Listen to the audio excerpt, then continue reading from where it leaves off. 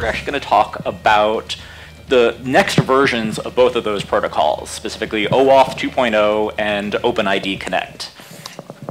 A quick overview of our agenda, just quickly talk about some of the concepts and terminology with authentication and authorization, take a look at OAuth 2.0, OpenID Connect, talk about some of the user experience issues that come up when you're implementing OpenID, and how a new technology from Google called Google Identity Toolkit makes it really easy to implement OpenID in a way that provides what I think is a really awesome user experience, and then open it up for some questions at the end. So a few terms I want to talk about. The first is authentication. Authentication is pretty simple. It's verifying that something is what it claims to be. We authenticate documents, paintings, artifacts. In web apps, we authenticate people. And sometimes we authenticate that they are by a real name. Sometimes it's by a pseudonym. And the way we usually do that is with passwords. But we can use other methods. We can use one-time passwords. I have a token generator on my phone, which I use to add added security. We could do biometrics, thumbprints, retinal scans. And applications will use different types of authentication depending on what their security needs are. But authentication is not enough. Once you know who the user is, you then have to deal with authorization, right? And that is, what can that person do? Gmail, for example, has a very simple authorization model, right? When I log into Gmail, I can't see everybody's messages. That would be kind of silly. I can only see those that are intended for me, and those that I own and that were sent to my address. You could see other products like Google Docs have a model called Access Control List, or ACL, in which case the owner of a document can decide which users or groups of users can access each document and to what level. Can they read the document? Can they modify it? And then, some enterprise applications have very complex models where you can think in finance, where you might have very complex rules that use the amount of a transaction.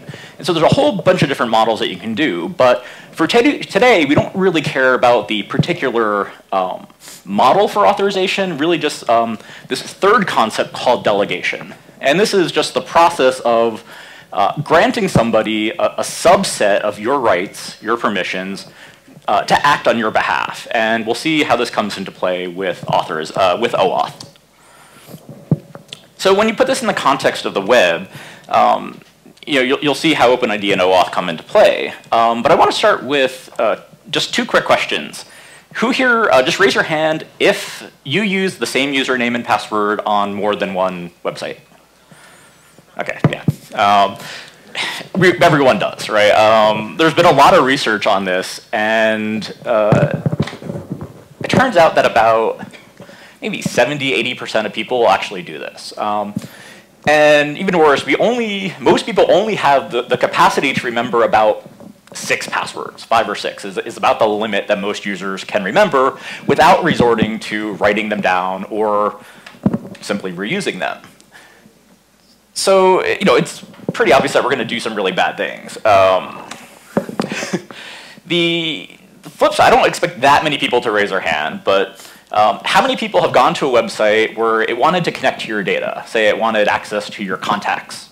How many people have given them, given a third-party application access to another application's password? So somebody like your Twitter, somebody says, give me your Twitter password. Anyone do it? Okay, so there's a few people here. And it actually mirrors what the research says, is probably about 30% of people will do this. So why is this a problem? Well, in the best case, right, you've just increased your attack exposure, so that your password is now only as good as the weakest of those applications that you're using. And that's true whether or not you're reusing your password or if you've willingly given it out.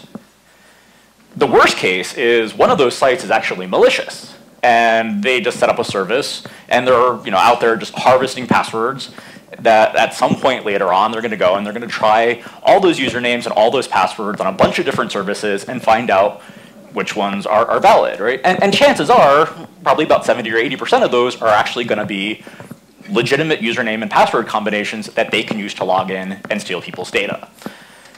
So how do we actually protect against this?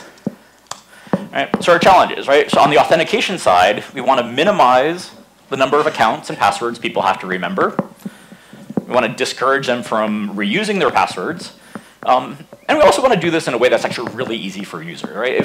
If we make doing the secure thing also the easiest thing for people to do, then that's what they're going to do. And they're going to just naturally adopt secure behaviors.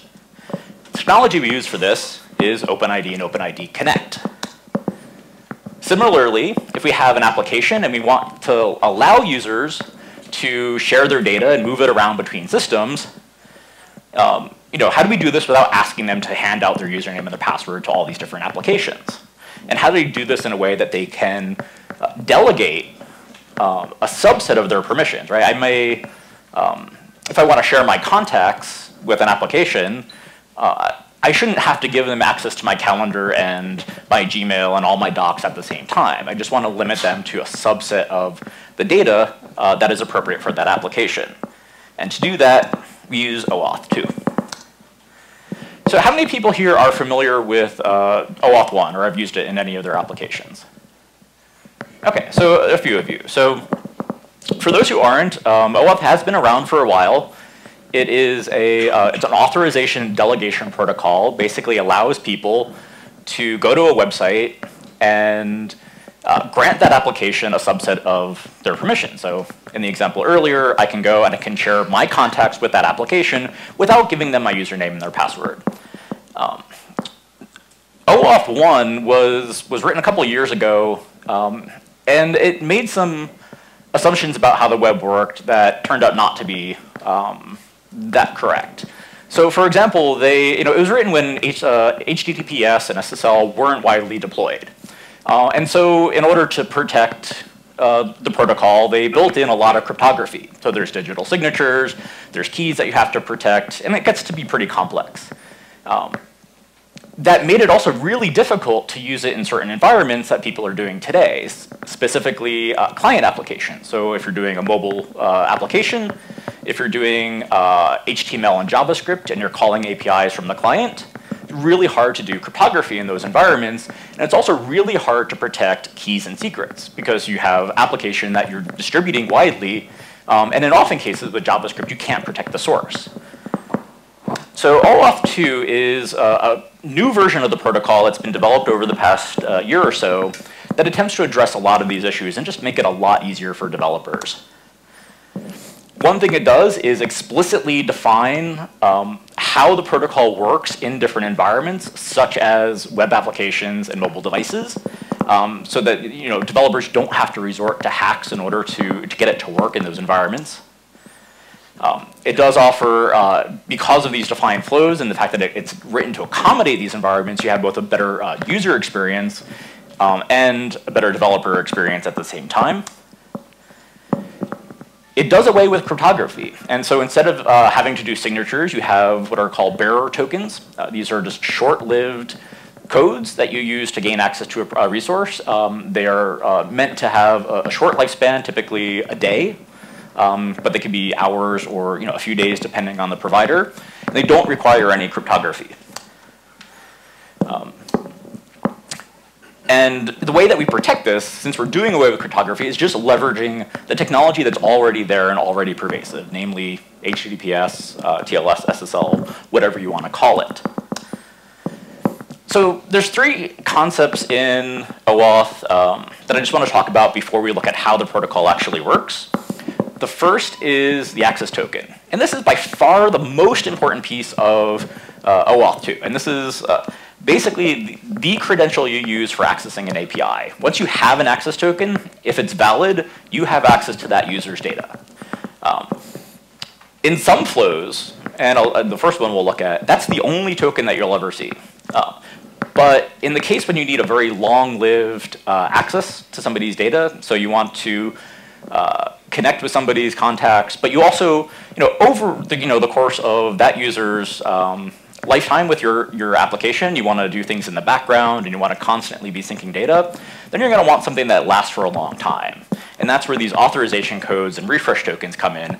And we'll see how they work out in those particular cases. But basically, the authorization code is just a very temporary credential. It can't access an API, but you can then redeem it for an access token and what's called a refresh token, which allows you to keep getting updated access tokens as they expire. So as soon as they expire, you can call the server and say, give me a new access token. And you can keep doing that indefinitely until the user decides they don't want your application to access their data anymore. In terms of the roles, so these are all the different parties that are involved in OAuth 2. The first is a client. This is just your application. It can be a web app, a mobile app, JavaScript, a desktop application. It doesn't matter. And it's accessing an API, and that is served by a resource server. This is just whatever the API server is. The protected resource is whatever you're trying to access, right? So it could be a calendar entry, contacts, mail, geodata, just about anything that requires a level of authorization and authentication. The authorization server, in most cases, is the same as a resource server. It's simply where the user goes to authorize your application. And lastly, the resource owner is simply the user. This is the person who owns the data and decides whether or not your application should have access to it. So let's see how all those different players interact in two of the different, probably the two main flows in OAuth 2. The first thing they have to do in both of these flows is do what's called client registration. And this is going to be a different process for every API, every different provider out there. So Google has, we have our API console where you can go and you can register your application. Facebook is going to have their own API console, Twitter, and any other application out there that has an OAuth protected API. The reason you do this is it does a few things. It establishes basically a key and a secret for your application, and this is used in the server flow and a few others. It also allows you to register basically the callbacks for your application, where the user is redirected to when they complete the authorization, and this is just an important part of the security around the protocol. But then also, our API console has some other features for managing quotas and things like that. It's a handy tool, and you definitely should check it out if you're using any of the Google APIs. So that you do in every flow, right? That's just the first step, and you just do that once for your application, or at least once per deployed instance of your application. So you'll do it once for development, probably do it for your QA environment and production. So the first flow that I want to talk about is the user agent flow. It's also referred to as implicit grants in the spec. And this is something that you would use if you're doing a client application, right? So you're doing a mobile app, you're doing JavaScript, HTML5, you're doing a desktop app, anywhere where you can't protect a key and a secret. It's also good, even if you can protect the key and a secret, if you're just doing a one-time access of that API, and you just want to get temporary access and not have to worry about storing those credentials for a long period of time, it's a very simple way of doing OAuth 2. So the first step that we do is request authorization, right? And that is basically, it's a redirect to the provider servers. In Google's case, you would there's a particular URL that you would redirect the user to, and you give it a few bits of information, basically your client ID that you got when you registered your application, where to redirect. The scopes are basically part of the delegation process, so you tell the server which APIs or which methods or types of data you want access to, and you give it a response type of token. And this basically says, I want an access token immediately. I don't need long-lived access. I just want a token that I can use right away. And the user's going to see a screen like this. Probably many people using applications, if you have a Google account or Facebook or Twitter, have seen something similar to this. Once the user approves your application, they're redirected back to your redirect URI, and in the URI fragment is an access token. Because this token is meant for the client application, it is passed in a fragment so that it doesn't get sent back to your server. It's only sent between the authorization server and the client application. So you do have to use client-side logic to extract this. So the JavaScript for this will look something similar to this, basically where you would just parse out the hash, break it up into, it's the same as a query string, And once you have that done, you can take the access token and you're good to go. So now you can actually start calling APIs from the client. There's two ways you can do this.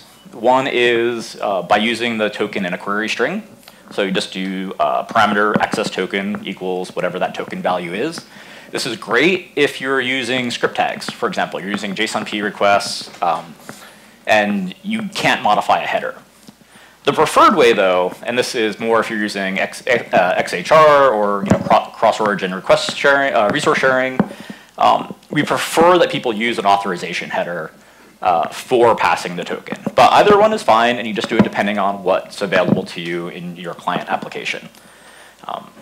So that's it. That's OAuth 2. There's no cryptography. There's no actually, in this case, you don't even have to worry about protecting your server's your client key or other client secret, just because you're just doing everything in the client. So it's really, really easy for simple web applications where you're just calling stuff from JavaScript or from a mobile app.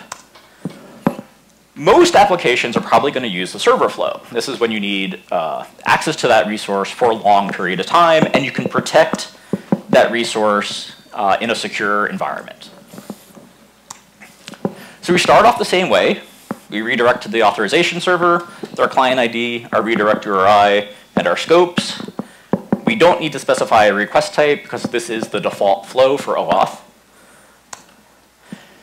What we get back is a little bit different this time. So instead of getting back an access token, we get back a code. This is an authorization code that we can then exchange for the access token that we'll use for the API. So what we'll do is we'll pass this back to our server, and then on the server side, where we have a secure environment and we have access to our application's key and secret, make a server-to-server call. Then we send our client ID, our secret, and that code that we just got, and that gives us back our access token. And this access token is never revealed to the client. The refresh token is certainly never revealed to the client, and you don't want to reveal it to anyone. You want to keep that private. And then, using this information, you can call the API the same way that you did in the earlier flow that we just looked at. And this is one of the great things with OAuth, is all the flows, the final result is always the same. Once you have an access token, you can call the API and just the same, regardless of how you actually got to that point in time. So really, really easy. Query parameter, authorization header, either one is fine. And so I mentioned access tokens expire. When we exchange that access token, we got a refresh token. So when we do know that code expires, either we can keep a hold of the timestamp and check it before we use it, or we can check if we can just try it, and if we get an error back, you can try refreshing it as well. But we basically make a similar call, this time passing the client ID, secret, and refresh token, and we can get back a new one. And we can keep doing this over and over and over for days, weeks, months, years. Just depends on how long that user allows us to access their data. There are a few other flows that I want to mention. Probably most people won't encounter these, but depending on your situation and what types of applications you're building, you may be interested in some of these. One is what's called an assertion flow, which allows a client, this is if it's a trusted client, and it's pre-authorized to do this, it can basically just assert the fact that it authenticated the user and that the user approved access. And it can pass things like a SAML token. There's a new format called JOT, which is JWT. It's a JSON web token. But it's really more for like an enterprise IT case where you have a highly trusted environment, and you just want to keep users from having to go through that UI flow. For devices where you don't have a browser or where input is really hard to do, there's a device flow which basically allows that device to get a token by leveraging a companion device, typically like a desktop web browser.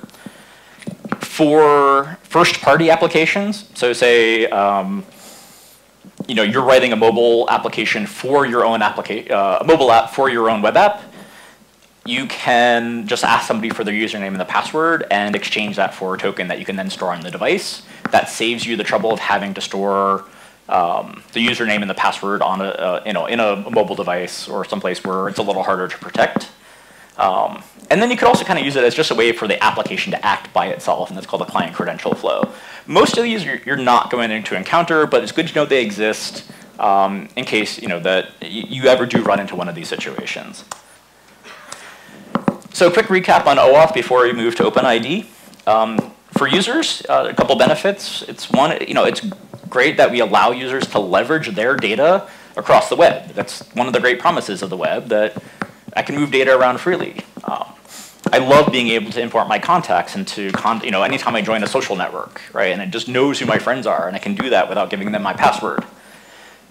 It reinforces that message that passwords really are just between you and your identity provider, or wherever your account is.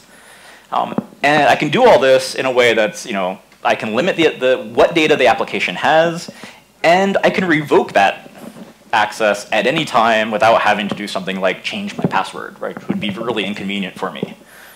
For developers, you get access to their data and do it in a way that you don't have to ask for their password. You don't have to worry about how do you encrypt that in your database, and all the complexity that comes around that. And of course, this is industry-wide standard. It's widely supported. Most of the providers out there are moving to OAuth 2. And so you know that once you build this for one API provider, as you move on and you start incorporating more APIs on the web, you're just reusing the same technology over and over. So I want to switch on to OpenID, or rather OpenID Connect.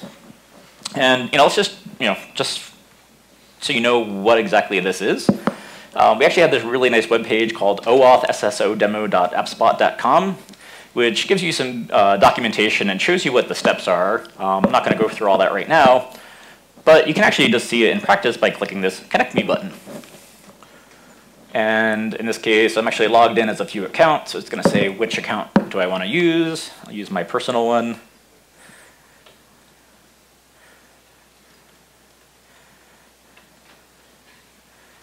And I have my auto updater bouncing up and down here, which I will dismiss. Google is very aggressive at pushing updates. And so basically what happened is I signed into that web application. I've signed in before, so I'm not seeing the approval screen that you would see the first time you use this. But let's see up in the corner here, if I can actually zoom here. It knows who I am, right? I didn't have to, even the first time I did this, I didn't have to give it any information about myself, right? I didn't tell it I didn't do a sign-up form. I didn't enter my name. I didn't enter my email address. I certainly didn't upload a little, profile picture. It just got that by the fact that I logged in using OpenID Connect. And part of the protocol is returning really rich profile information. So it made me really easy to sign into that website and register as a new user, basically by clicking a button. And so that's OpenID Connect, is that process of being able to sign into an application using your account from another provider. So how does this work, right? So really easy in theory, right? You have a user, Bob. He wants to go to an application such as TripIt, which is personally one of my favorite apps. I used it to organize this trip. I say, hey, TripIt, I want to log in with my Google account. TripIt says, Google, who is this user? And Google says, this is Bob, right? That's how it works in practice, at least from a user's perspective. And when we get down to the protocol, we refer to each of these as Bob as an end user. TripIt is what's called a relying party because it relies on an identity provider, in this case Google, to handle things like authentication and account management for those users. In the real world, identity providers are things like your departments of motor vehicles or agencies that issue passports. Right? You do a lot of work to prove who you are when you get those documents. But once you have that, then other people can rely on the fact that when you got your password, you were vetted, that you proved that you really were who you said you are, and you don't have to go through that process every time you meet a new person or you want to sign up for a new service. Or in this case, you get a driving ticket. So, for those people who has anyone used OpenID before? Actually, okay, so a handful. For those who have, the cool thing with OAuth 2 or OpenID Connect rather is it's a much simpler protocol. Actually, they just rewrote the protocol to leverage OAuth 2. So everything you just learned about OAuth 2 is actually exactly the same in OpenID Connect. You do have a richer profile. So OpenID originally did not accommodate user profiles, and there were some extensions written, things like simple registration, attribute exchange, which allowed relying parties to request information.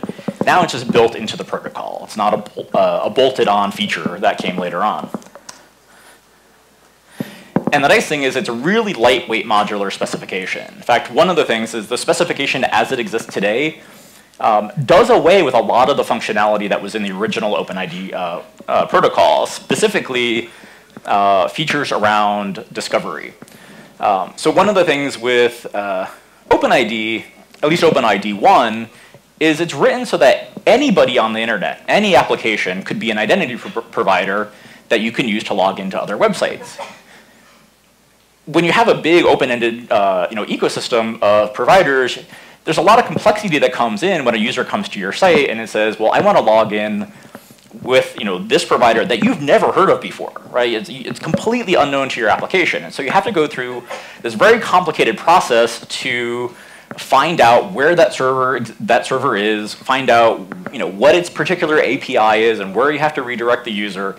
And there's about 6 different ways that that works in OpenID that have just evolved over time, right? You can do search for well-known documents in the URL space. You can get information in HTTP headers. There's meta tags that can appear in docs. Really complicated stuff. And most of the library, about 2/3 of the code, is really just dedicated to doing this one thing.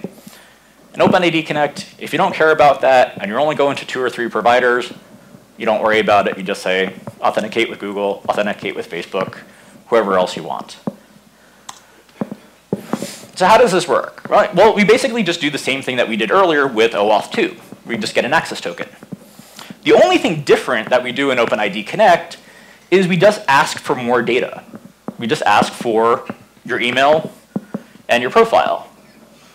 And those are just OAuth 2 protected APIs that we can call with an access token. So you just go through any of those flows. It could be the user agent flow, it could be the server flow, it doesn't make a difference. And then once we get a token, there's one additional step that we have to do here, which is, there's actually 2 APIs that we need to call. The first one is called the token info. This is something that you should probably do in every case, but it's really important if you're doing the user agent flow, and you're just using this as kind of client-side authentication. And what we do is we just verify that the access token that we're given is meant for our application. And this is just to prevent replay attacks.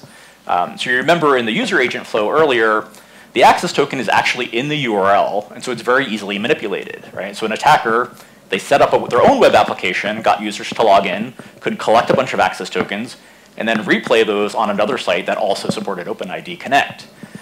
So we do this verification step to make sure that that token is both valid and intended for our application. So that's what we do. We just basically check that the audience matches our client ID. Once we do that, we know that we have an access token. We know it's valid. We know it's meant for us. We can then go and fetch the user profile. This is just making a call to an OAuth 2 protected API. So we just put the access token in our query string or authorization header, and we get back a profile. The most notable things here are basically the ID, which is a unique identifier for that user. If you're supporting multiple providers, you do want to namespace this because there's no guarantee that those aren't going to conflict. So when you store it, you're going to say this is a Google ID, or you're going to say this is a Facebook or a Twitter ID. But then you get a whole bunch of information that's really useful for basically letting people use your app quickly, right? So if you can avoid having to sign up, go through a complicated sign-up form, and you just get into your app right away, users love that, right? And actually, research has shown that your conversion rates for applications, jump tremendously if you can avoid having to, run users through really complicated sign-up forms. And so it didn't really take off until, some of the application, it started to mature, and they changed how the UI worked for this. And you ended up with this kind of provider selection screen. So you'll see this on a lot of applications, and they'll just give you this big panel of buttons, and you just pick my accounts somewhere. And, but this didn't work with the original vision of OpenID, right? So OpenID was written to be open. Anyone, you can have your account anywhere. It could be hosted on your blog. It could be a WordPress blog that you just had your password. And you can't have a million blogs listed in this type of UI. And so OpenID became a little bit less open as a result. And this is also what is referred to as like the NASCAR UI, right? In this case, it's not so bad, but anyone watch like racing or Okay, not a lot of racing fans here, but if you ever watch racing, the cars have a ton of advertisements on them, right? And we don't want to see that on the web, right? We don't want to see, your web page plastered with 1,000 logos of different providers so that people can log in. So Google is we've done a lot of research on this, and we're trying to encourage people to go to a kind of a hybrid model of this. And this is our account chooser UI, right? And there's a few things here I want to point out. So one is, let's actually look at the right-hand side first, right? So you can list a few popular providers, right? So it can be Google, Facebook, Twitter, whoever you want, whatever you think the majority of your users are going to be at. And you make it really easy for them to sign up. You just click a button, and you're in. In the case where that user may have their own provider, or they want to authenticate, they already have an account on your application, and they already have an email, you already know their email address, you just say type in your email address, and you log in, right? And if it turns out that if they have a password, you just prompt them for your password after this, right? So you can actually handle a whole bunch of different cases with this UI. The other improvement here is on the left-hand side is for when somebody comes back to your application. Is basically taking advantage of some modern HTML5 features like local storage and so on to basically remember profile information about users that have logged in from that browser, so the next time they come in, they can see their account and log in. And this is really great in cases when users have multiple accounts. So actually on Google, I have about five or six Google accounts that I use to log in on a daily basis. And I actually use this interface when logging into Google, and it just makes my life so much easier. So actually I'm just going to skip through this stuff here. Basically, one thing I do want to point out, though, is this whole UI pattern really doesn't have anything to do with OpenID, right? You can use OpenID, OpenID Connect. You could use a protocol called SAML, which is popular in the enterprise case. Or, it will work with whatever protocol comes out 5 years from now, right? It doesn't matter. It's just a UI pattern that you can use. So to make it easy for people to do this, we actually introduced, probably just about a month ago, a new technology called Google Identity Toolkit. And it's an implementation of that UI pattern. And so this is actually what its screenshots look like, a little bit different than what you would see. Actually, those previous screenshots are on a website called accountchooser.com, and there's a whole bunch of information you can read about why we think this is a good way to do UIs. So GitKit has its own. The UI that you see here is actually the same UI that Google is adopting for its own login system. And what GitKit is basically our infrastructure that we use for account management and federation, just wrapped up in a little third-party library that you can use on your own site. So I'm going to switch over to a demo of this. We have this, just a mock store, just we would see for any other store. And you see this sign-in button up here. So I've already signed into this application before, so it knows who I am. It didn't fetch my profile, but basically I just click, and it's going to create an OpenID request. This is actually using the old version of OpenID right now, but probably in the next month or two, it will be updated to use OpenID Connect. This is a bug that it should know that it shouldn't make me do that, but that's something that's being fixed. And last time I didn't complete the registration form, but I can enter this registration form and continue on if I want to. But I'm going to just actually skip this and go a different path, which is I want to use a different account that's not listed here. I just do add account. Now I can go and I can say pick my Yahoo account. Or I want to use my corporate Google account. I can do that as well. And it's going to say, you want to log in with google.com. So, and if I had a local username and a password, if I just typed in my email address, instead of redirecting, it will just prompt up a password field. So it handles all of these cases, pretty nicely for users. And for developers, it's actually really easy to use. So you just go to our API console and you turn on Google Identity Toolkit. And there is a little configuration wizard in there where you give it some URLs, like where do you want to send people if you want a registration form, although I encourage people to avoid having a registration form if you can avoid it. You give it, where do you go after they log in, other things like that. You can say which providers you want to feature on your login page. If you don't want to do Yahoo, for example, you can turn off Yahoo, but they're totally fine. What that generates is some JavaScript, and you would just take this and throw it onto your website. You do have to have jQuery UI as well. But basically, there's just a little method you call for your configuration. And then once you do that, to enable the widget, you just call one of two methods. In this case, I'm just showing there's two UIs. One is called the tabs login, which gives you a box with two tabs for one is to log in with a username and a password. One is to use federation. The one I like is you just call account chooser, and it will give you the account chooser UI, which I think is the better UI.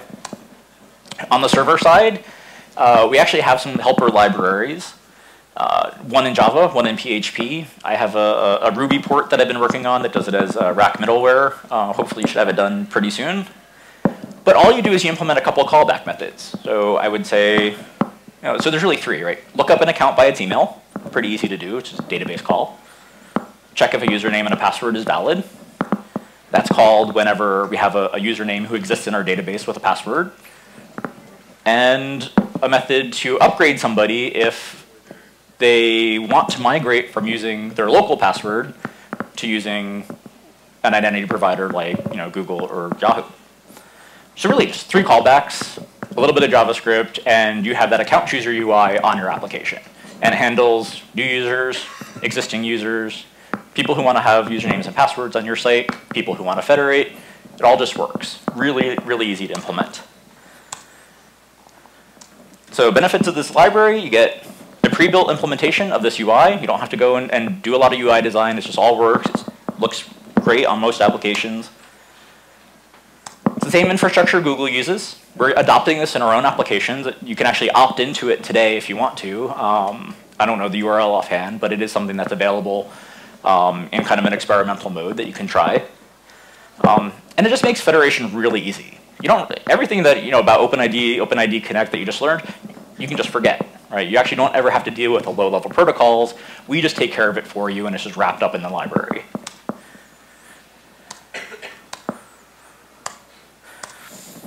So we'll have a few more minutes for questions, but I just want to just a quick recap. I do want to remind people that as developers, we have an obligation to help users be secure, right? Every time that we create an application and we require people to create a new username and a password, right? We're encouraging bad behavior, right? We're either encouraging to reuse, we're encouraging them to, or at least taxing their brains and making them remember things that are hard to remember.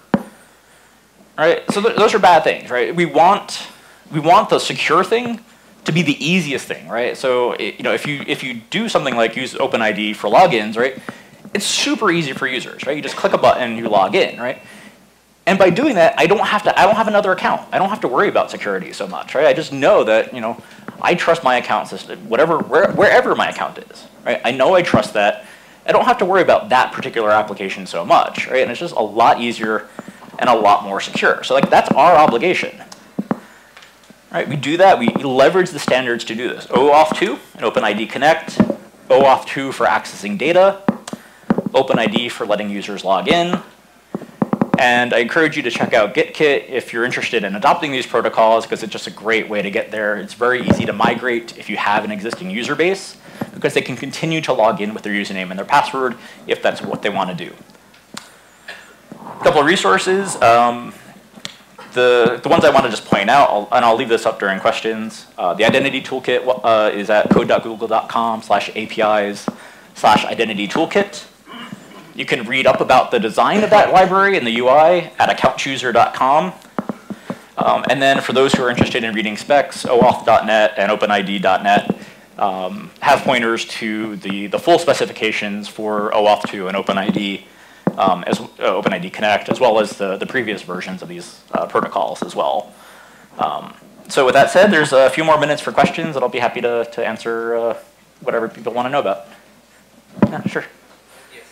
Given the current state of acceptation of this technology, is it doable to just implement OpenID on a site without an in-house registration? Yes. In fact, that's very popular. With both OpenID and OpenID Connect. So even with the previous version of OpenID, you can ask for registration information. So you can get their email address, first name, last name, language, sometimes country.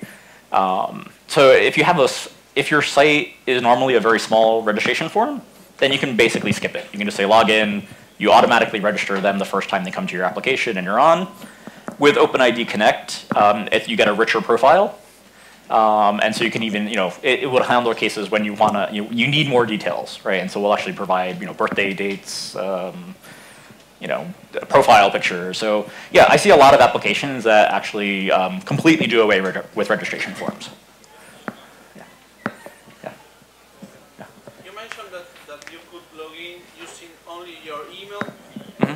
It will ask you for your password later on, or yeah, so if it depends on the user, right? So if in that GitKit example, if I type in an email address, what it will do is we'll actually make a call to your application, and it will ask, does this user exist, right? And if it does exist, what type of login should I use, right? Should I use a password, or should I redirect them to an identity provider to log them in there? And so you can always just start with an email address, and that will get you in. Any other? Yeah, sure. An application that uses this might know the password for the Google account. The application might know the password. They shouldn't know. The whole point of all of these technologies is to make sure that users' passwords are never shared outside the relationship between the user and where their account lives, right? And so that's why people came up with OAuth 2 and OpenID and so on, is to make sure that as a user, I never give my password to anyone else. So the application should never have that information. Yeah. Yeah. So considering you have a mobile application, you want to use OAuth. So you have several identity providers. Yeah. What should you store for each user that should be like the root data that a user must have? Just an email, for instance? For a mobile application specifically? Like you want to keep track of the user. You don't want to do any type of authentication, but you want to know, for instance, that this account exists. So OAuth gives me what info about a user. That's general to all identity providers. For OpenID, well, so OAuth doesn't necessarily give you identity. That's more OpenID. And so with OpenID Connect, that profile that I showed is part of the standard for OpenID Connect. Providers can give you more, but you're pretty much guaranteed that you'll get email address, first name, last name, and then at least with the old OpenID, and then with the new version, a lot more information. Yeah. Yeah. Any other questions or? Outside of using Google identification, is there a way to know if the user have already authorized the application without doing the authorization loop again? Authorized for OAuth or for OpenID? For OAuth. Well, I mean, for OAuth, I mean, you actually can store information in OAuth, right? So like, you'll always store like the refresh token for a user in most applications, right? So once a user logs in, you can just basically check in your database, like, well, do I have a refresh token for, or either an access token or a refresh token for this user, and then not have to go through that step again. For OpenID, I mean, it's really just how you would just do persistent logins with any technology. So I mean, cookies and so on. You can just say, well, yeah. Yeah, and GitKit will actually use local storage for profiles. I don't know how accessible that is from in JavaScript or anything, but it's the same as you would do it in for any application, regardless of the technology, right? You just store it in your database. Yeah, I've already gone through this process. You could make a server call, and if you get back an error, then you just know, because you always have to deal with the case that the user revoked access. So that is a possibility that even if you have the information, it may not be valid anymore. So you do need to check periodically anyway. Yeah. Yeah.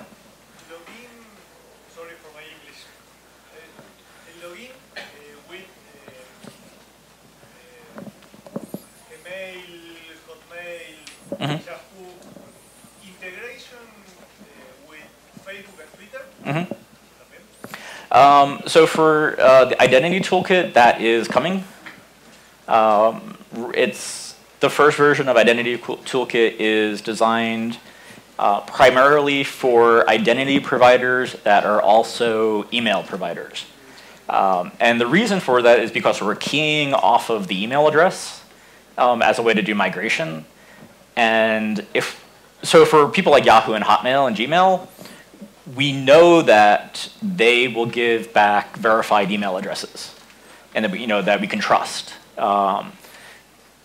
When you start opening it up to other providers, you have to have specific logic in there to kind of know which identity providers verify email addresses and which ones don't.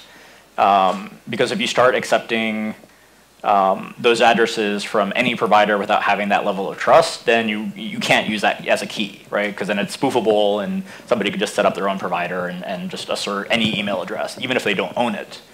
So the new version of GitKit, which comes out soon, actually does handle those cases. I don't know if it's going to have Facebook and Twitter initially, but it will have initial support for any OpenID provider, even if they don't do verified emails, and we'll actually help do the email verification steps in your app. And then I think shortly after that, you should see something like Facebook and Twitter. There are some third parties that implement other things, like there's Janrain is a company that has a product called Janrain Engage, which is a very similar product, and they actually do like Facebook and Twitter as well. So probably one more. We're actually probably over time, so probably the last question.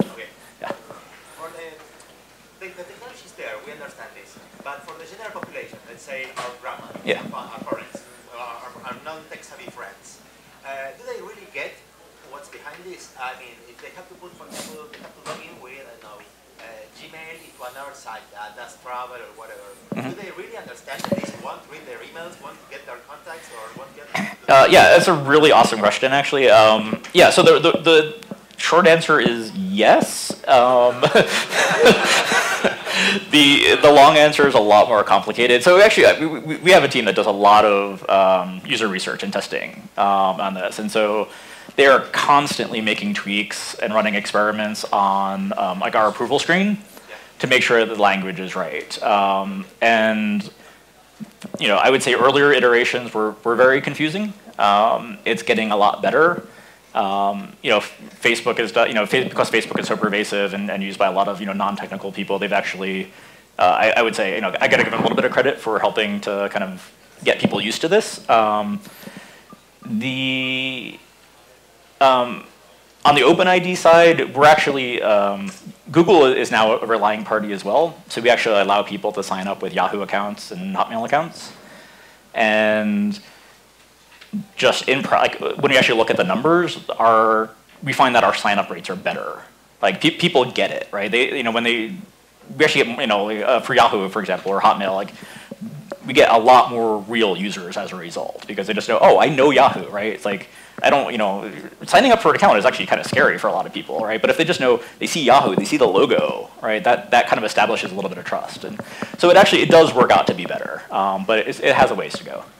But anyway, I'll be around after people have questions. Other than that, thank you for coming.